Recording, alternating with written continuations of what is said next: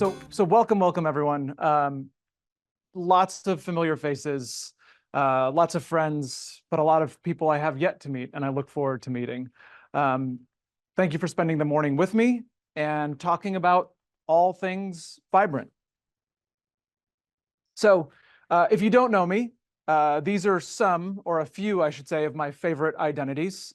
The last one is a big part of my life. And some of you who know me may know me because of Addict Salt. And so when I started the agency, I was obsessed with identity, the role that it plays in our lives, in the lives of others, and also the world around us. Identity is also going to be a huge part of our talk and discussion about Vibrant today. So, show of hands, who in here feels like they're living a vibrant brand? That's it? Okay, I expected a little more than that. Who feels like they have a vibrant brand? Was that less? Just about the same? Okay, all right. All right, so I'm gonna put people on the spot here, make you guys feel just as uncomfortable as I might feel up here, and open this up for discussion. Who's brave enough to share with me and everybody else what they think vibrant means? There's got to be, okay. I think it's sort of undeniably sensory. And when people see it, they instantly react with the senses. I like that. Okay. So it's almost like this subliminal thing that just happens when you see something vibrant. Okay. So on the other hand. I was going to say living in true authenticity. Ooh, I like that. We're going to dive into that. Cool. Anyone else? Erica? Attractive. Attractive. In what sense? Attracting attention, energy, connection. I love that. Perfect. I want to look at some imagery together, and I want you guys to tell me, just shout it out, yes or no, whether this is vibrant or not. Is this vibrant? Anybody say no? Okay. How about this? No? Who says no? Raise your hand if you think no. I think the bottom left is low. Okay. Okay. Why is it not vibrant? Yeah, and stoic, the facial expression. Yeah, it's not bad. Okay. That doesn't mean it's bad. Okay. So let's take a look at the dictionary definition of vibrant. 100%. Someone or something that is full of life, energy, and enthusiasm. What if I told you both slides were equally vibrant? That both slides contained energy, life, and enthusiasm. And notice that this definition has nothing to do with color or brightness. In fact, there are tons of things in the world that are bright, vivid, but are completely void of life, energy, and enthusiasm. So, in the effort of what we're doing, let's get creative together this morning and look at vibrancy through a different lens. That's our job as creatives, isn't it? Being open and willing to see things from a different perspective. See, I believe that living vibrantly is not about being loud, colorful, or extra. It's about alignment. The closer the alignment between our authentic self and how we show up in the world, the more radiantly vibrant your life will be. More confident you will become, the more charismatic you are. You become like a magnet. You attract people into your sphere.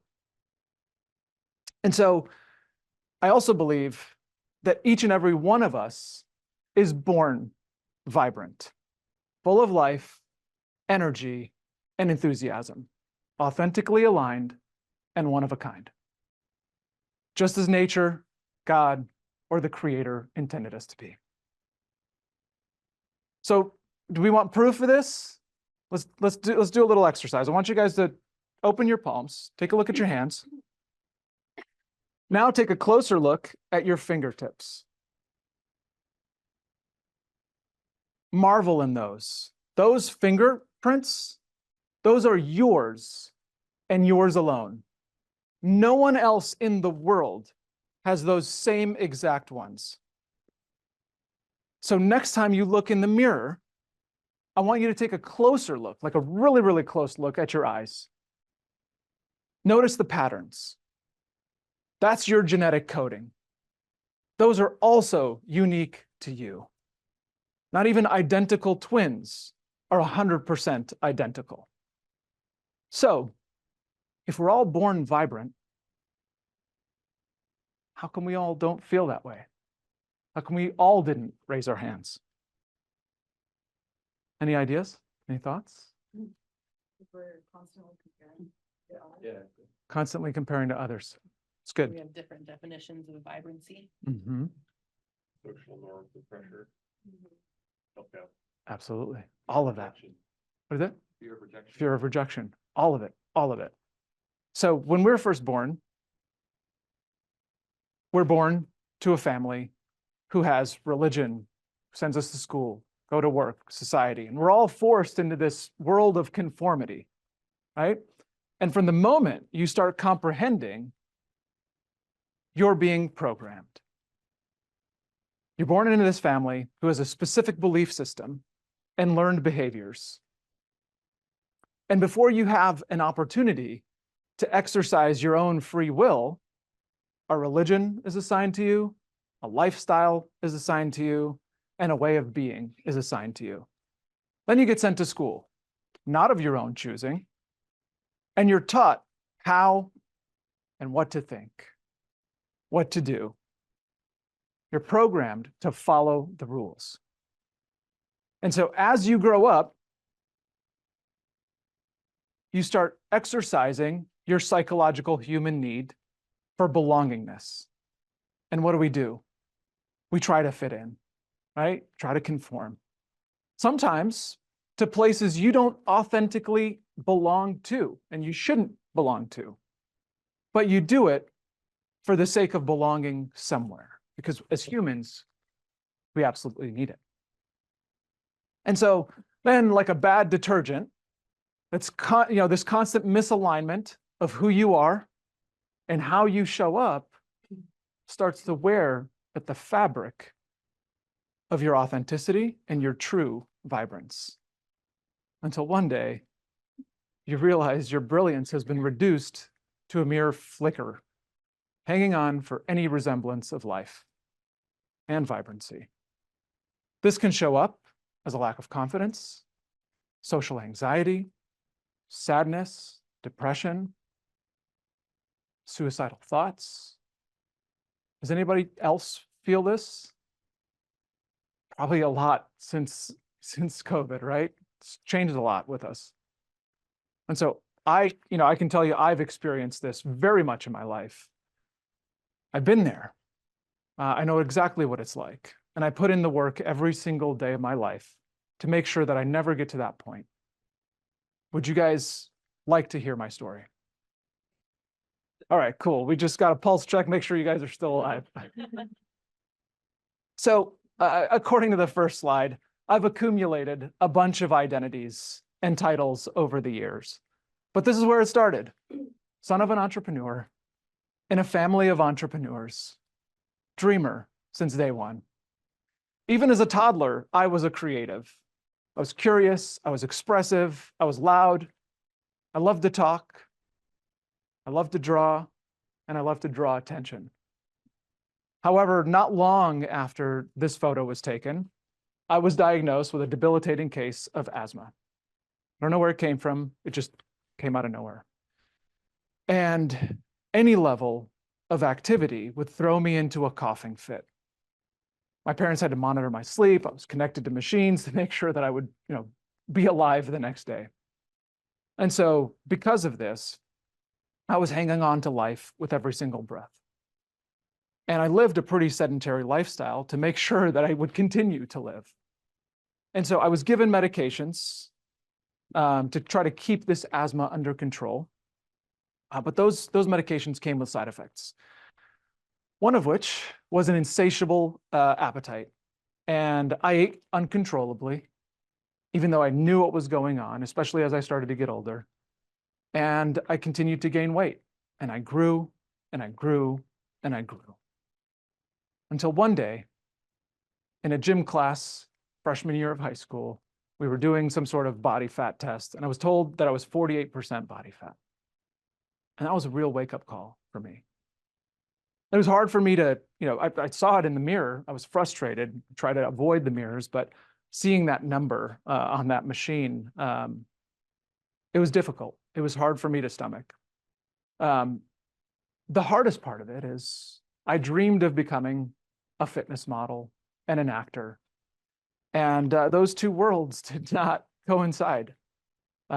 It's everything that I wanted to be as a kid. It was who I was in my head. And I took lessons. I got involved in drama club, the whole nine. I wanted it so badly.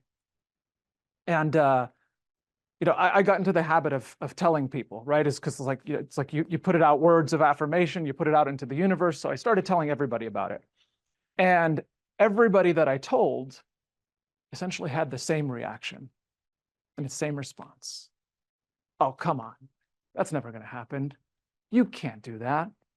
That's impossible. You're too ugly. You're too fat. Even my family would tell me, Ronnie, I think you have to be realistic. Ooh, that was the hardest part. So this lack of support led me into one of the hardest moments of my life, the darkest moments of my life.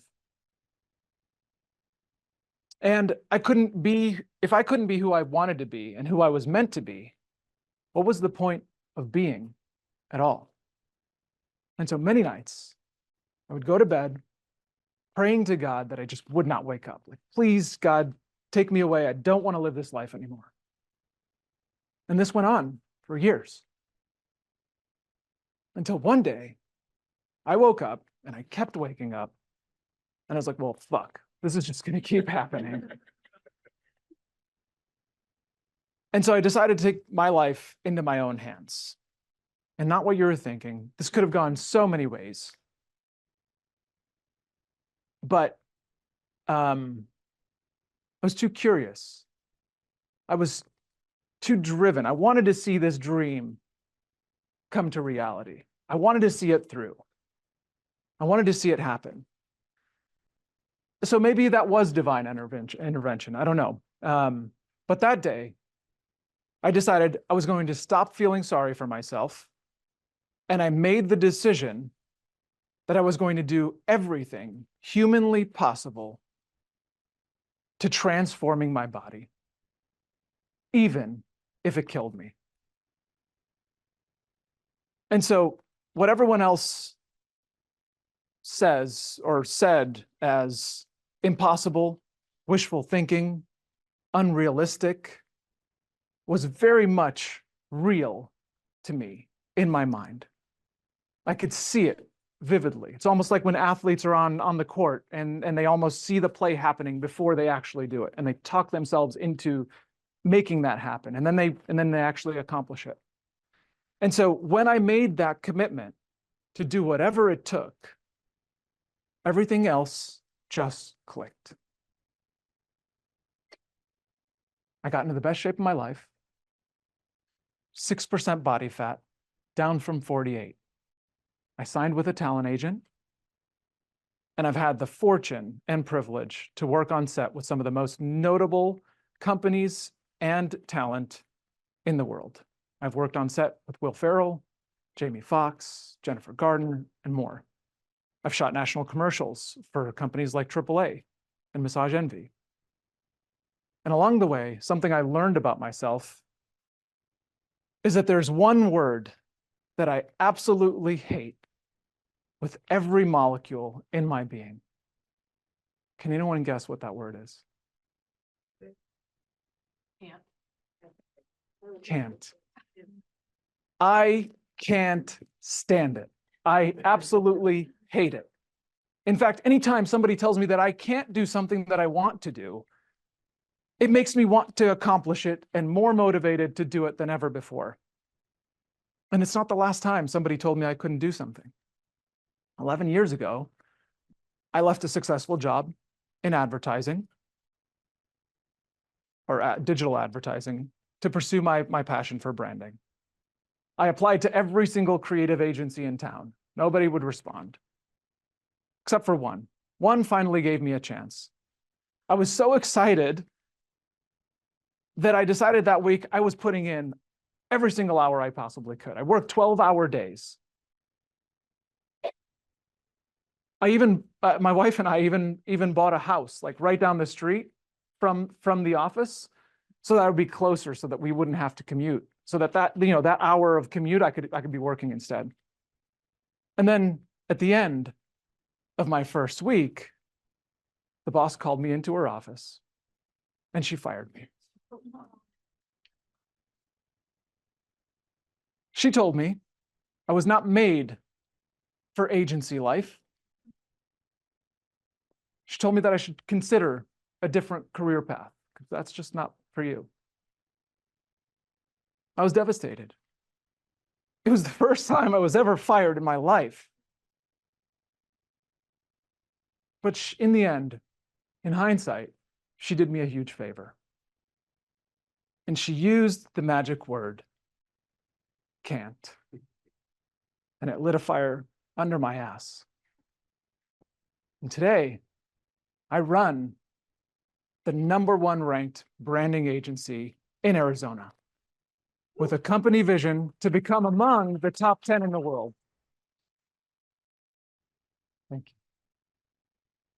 Here's a little show reel about what we do and all the things I can't do. Yeah. Here I come, can't have one if you ain't lost none. Big, bad for me that done this one free. There's a winner sound system. Here I come. The big, bad for me that done. Can't have none if you ain't lost one. This one free. There's a winner sound system. Yeah, you know about this thing. What you know about this thing?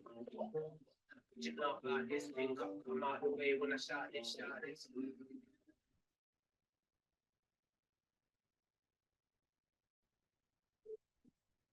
You know about this thing. Come out the way when I shot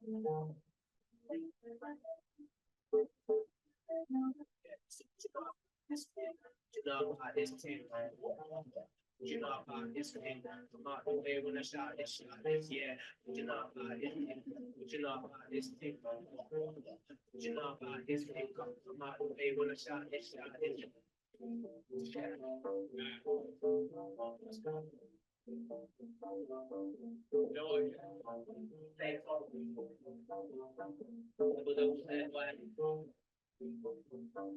You know about this thing.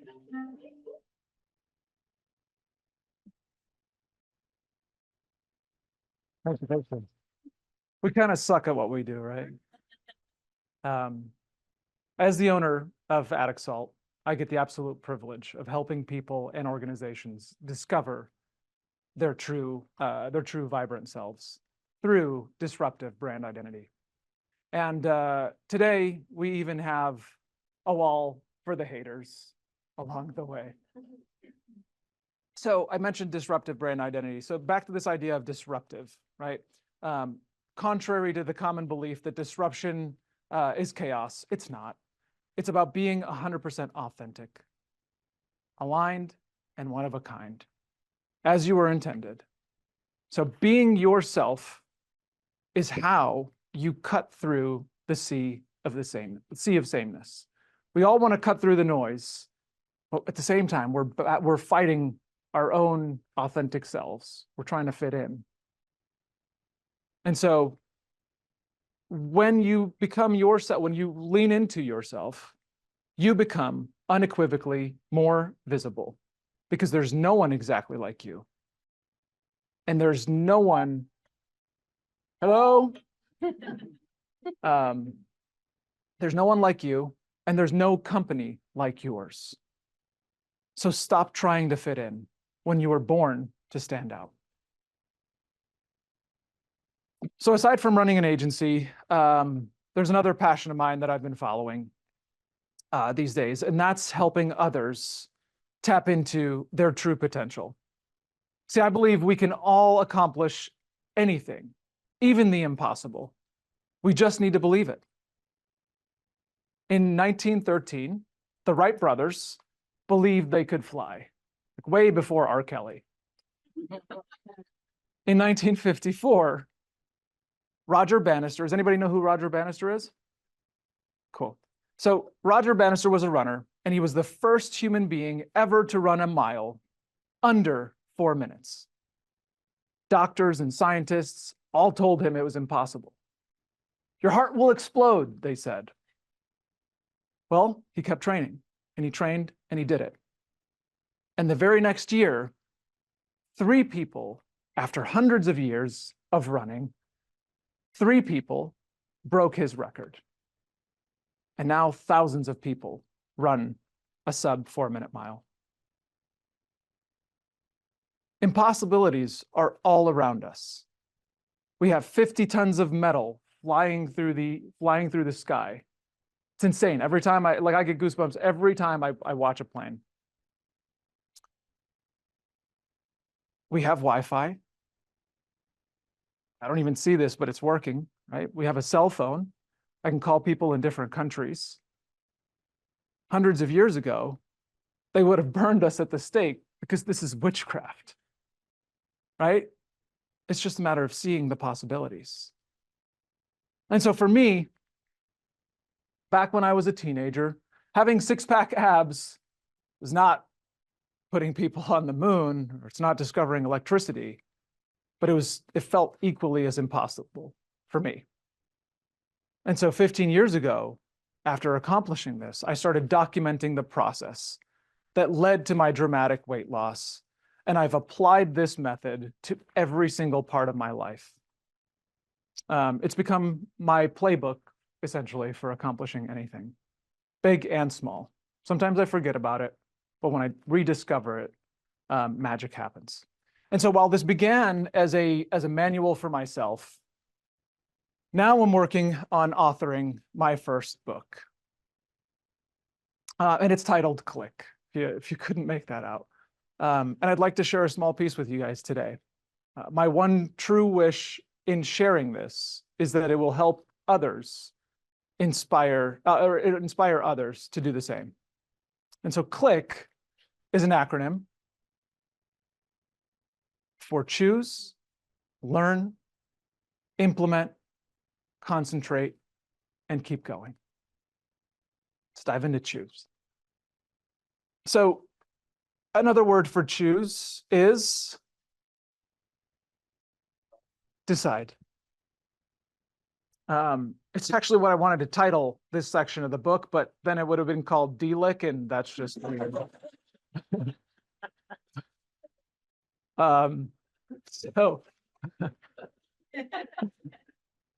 So the suffix of decide is side, which essentially means to kill, right? Any other words that come to mind that end in side? Shout them out. Beloved.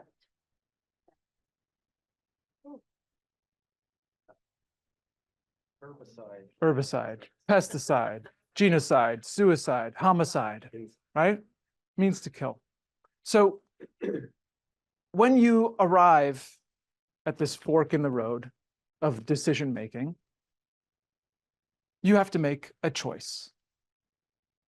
Once you commit, truly commit, not just dip your toe in the water, once you truly commit to something, to travel down this path to a better you, you forego the alternative future forever. And so that night, or that morning, I should say, when I woke up again, I decided to take on the identity of fitness model and actor.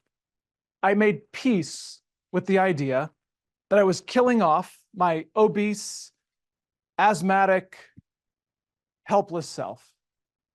I burned that bridge in my mind, with no intention of ever going back. Later in life, I was hit with a surprise, but we'll talk about that in just a sec. And so this wouldn't be a Rani Sweis presentation if there wasn't at least one F-bomb, so here you guys go. Accomplishing anything worth doing starts with a critical choice, but it doesn't stop there. The road to accomplishing impossible is a journey of choices. Once I committed to that new identity, there were plenty of other forks in the road down this path, literally, one of which was choosing the right foods to eat. In my mind, I vilified food. I vilified junk food, which is where this mantra came up. Every time I would reach for something I shouldn't be eating or shouldn't have, like this is what I was saying: put the fucking cupcake down, or put this down, put the fucking bagel down. And so I conditioned myself. It was that self-talk. I also made the choice to empty my fridge and my pantry of all temptations. And then when I started losing that fat, I threw away all of my clothes that didn't fit me, so that I didn't have something or a crutch to fall back into or fit back into if I gained the weight. There was no going back. And so this baggage, this comfort, this fear that we carry with us, if something's not going to help you reach your desired destination, you need to let it go. If it's not meant to come with you, it's just going to slow you down. Let it go. So after you've made that tough decision, you need to learn the ways of this new life that you're embarking on. And so when I first started my weight loss journey, the only thing I really knew was eat less and exercise, which made sense in theory, but I had tried that and failed over and over and over again. I failed at it all my life. And so I needed to learn more. What else was there to know? I was 14. My family was poor. We didn't have money for a computer or a personal trainer. I spent countless hours at Barnes & Noble reading every single health and fitness and wellness book I could find. I also got a subscription to Men's Health and Muscle and Fitness magazine.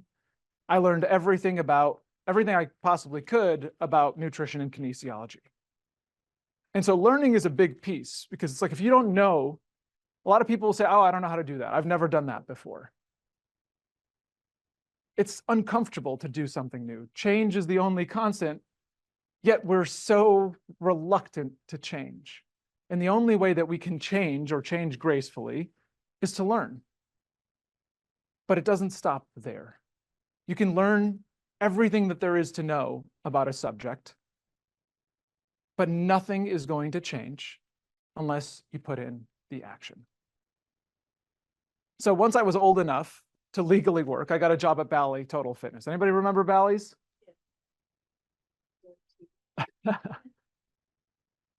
So I was working at the front desk, and whenever we weren't busy, I hung out with the trainers as much as I could, soaking up that knowledge. I also found the fittest guys in the gym, people that I wanted to kind of look like, and I started to pick their brains. Eventually they got annoyed and said, why don't you just come work out with us? So I did. And I continued to soak up their wisdom and their knowledge, and I also put in the work. And it was great because I was able to learn and do at the same time. In the book, I call this chapter Birds of a Feather, which talks about essentially the power of the company you keep. And you want to keep people that you want to aspire to be like or learn from. Otherwise, those people who you keep around you will drag you back into the dumps. So eventually, for the sake of implementing and doing, I went as far as getting certified as a personal trainer. I just skipped hiring one altogether and just became one. So who's heard of the phrase, fake it till you make it? Who likes that phrase? I absolutely hate it. It's another thing I hate. How can you be living your authentic self if you're being fake. That's why that's why Scottsdale has 30K millionaires, people who pretend, right? That's why we have tech startups who have ridiculous valuations and they don't even turn a profit. Instead of fake it till you make it, there's a phrase that I absolutely love, and that's act as if. Let's say that together. Act as if. Because if you're taking action, you're not faking it, are you? By taking what James Clear refers to in his book Atomic Habits, taking action, you're rewiring your brain to perform at the level you should be performing to reach your goals. In my first job after college, I worked at an inside sales call center for a little company called Yelp. It was little at the time. I think we had 40 or 50 people across like 3 different offices. Because we were an inside sales center, people were on the phones. Like we weren't talking to people face to face. And so all of my colleagues and coworkers used to show up in shorts, t-shirt, flip-flops. But this mantra of acting as if like kept rattling around in my head. And I think my wife thought I was crazy for doing this. But I used to show up every single day in a 3-piece suit. It was full transparency. This was after watching the first season of Suits. Has anybody seen Suits? And I was channeling my inner Harvey Specter on the phone because nobody could say no to Harvey Specter. I was a beast on that phone. And it wasn't just an outfit to me. It was a mindset. Putting on that 3-piece suit gave me the confidence and attitude to close deal after deal. And I quickly rose to the top 20% of that sales chart, the sales organization, even as it grew to 2,000 salespeople in 3 states and 3 countries. Lots of incredibly successful people do this. Does anybody know Beyonce's alter ego? Sasha Fierce, right? So Sasha Fierce is Beyonce's 3-piece suit. She puts it on when she wants to be that person. And so that's what I encourage you to do. Find an alter ego, find an outfit, find a mantra, find something that you believe in that gives you the confidence and the belief system to act as if. So we put it into action now, right? Everything's easy, right? Nope. Change is the only constant. Life is hard. Change is hard. So what do you got to do? You got to put in the work.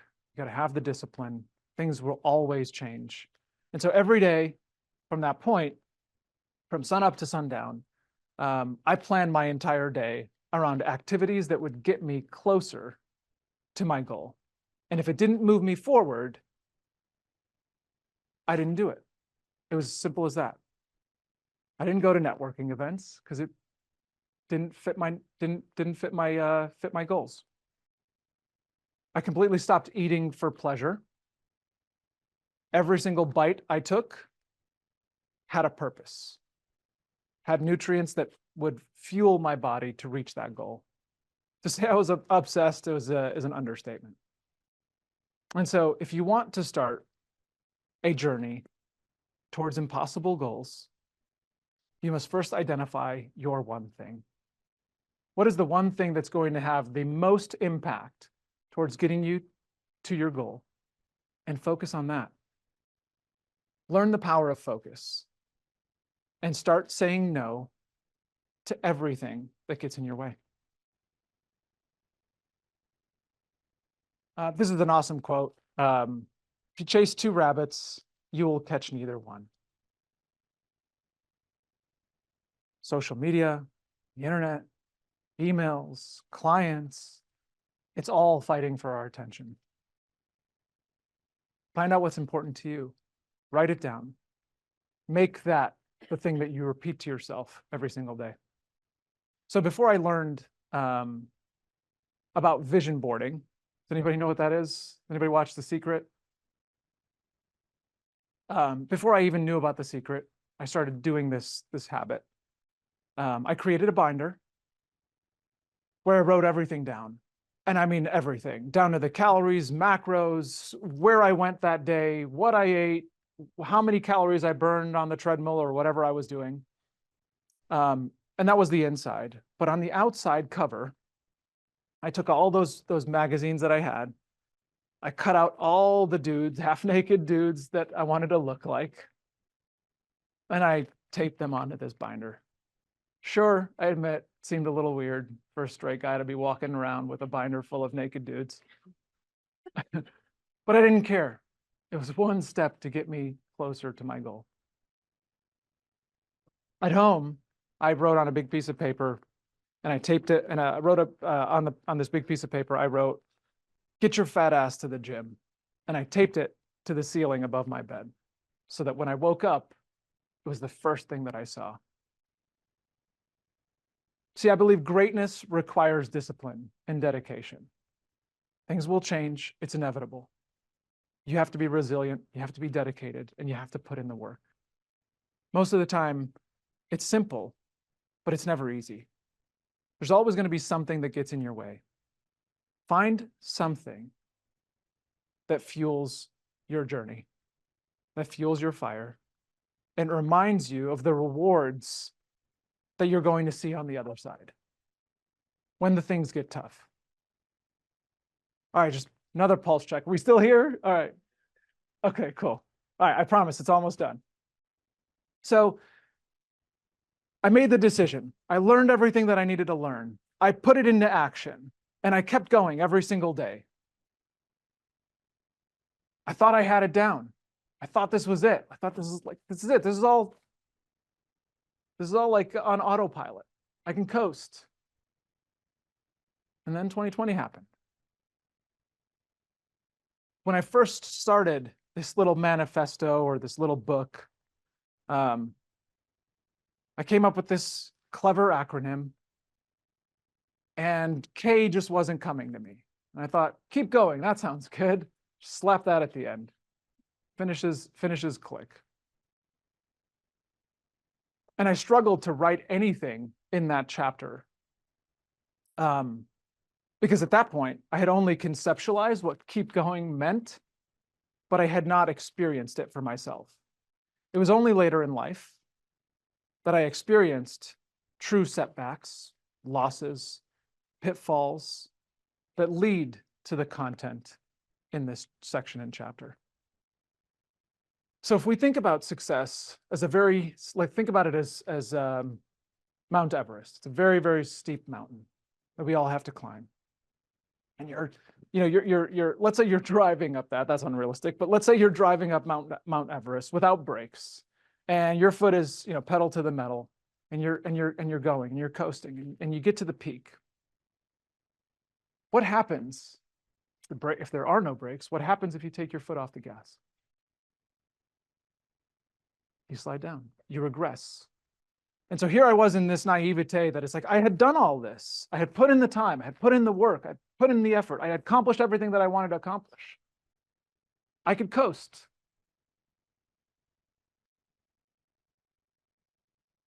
But it didn't work that way. And so the only way to maintain what you've attained is to keep doing the work. I always used to get mad at billionaires. Man, you have all this money. What the fuck are you doing, man? Give it back. Stop working. Do something else. But later in life, I understood that it's they can't. Once they take their foot off the gas, it's all downhill from there. So if you notice, any successful person, even late into their 70s and 80s, I have great friends of mine, ad men, who made and sold and made fortunes off of their agencies, still do it to this day. Because it's human nature. If we take our foot off the brake, we regress. So it's a reminder for us to keep going. And so for me, 2020 was a brutal year. It was a brutal year for most of us. Addict Salt was doing okay, but my wife was burnt out on her 15-year career of working for the man. And she wanted to quit. The income that Addict Salt made did not sustain a dual income household. I lost my hair, tore both of my shoulders playing tennis, herniated 3 discs in my neck. And then there was this little thing called COVID that came along. And soon after that, other personal matters, which I won't get into, happened, which made life really, really hard. And that moment in time where I thought was the worst part of my life, that became child's play to what was going on. And it was hard. I was an absolute mess. I had put on 50 pounds. I felt horrible. I was a terrible leader, barking at people. And I definitely wouldn't dare get in front of you 2-3 years ago. I just didn't have the confidence to do so. And so at some point, this little book essentially saved me again. I went back to it. And you think like, hey, I accomplished this before, I can do it again. But your body in your teens and your 20s works a little differently than when you're heading into your 40s. And so I had to learn everything over again. I had gone back, read my notes, and I had started to put this to work. I had learned, how do I do this at this age? And I had also, going back to birds of a feather, I had joined an organization called EO, Entrepreneurs Organization. Very clever. The people in this group were my flock. They knew exactly what I was going through. They knew the challenges. I can have honest and candid conversations with them. And it was one point where it's like, I thought like, that's it. Like, this is who I am. That's it. Life's over. I'm gonna do whatever. And I had one of the guys in my group say, look, man, I get you think it's impossible, but can we all commit as a group to do 20 squats a day? Just 20 squats a day. You don't have to go, throw weights around. You don't have to go be a bodybuilder or a fitness model. Let's just do 20 squats a day. I was like, okay, I can do that. And we started a text thread every single morning. Hey, did you do your squats? I'm like, oh, no, just go and do some wall squats. Then that turned into that momentum. Those atomic habits started happening again, started going to the gym again, started eating better again. And here I am 6 months later, 35 pounds down. Got a few to go. Thank you. So it's inevitable. Life is hard sometimes, but we have to remind ourselves to keep going. Otherwise, what's the point? Because if the goal of life is not to just exist, it's to live. And that's what we have to keep remembering. So thank you. Thank you for spending the morning with me. Appreciate you.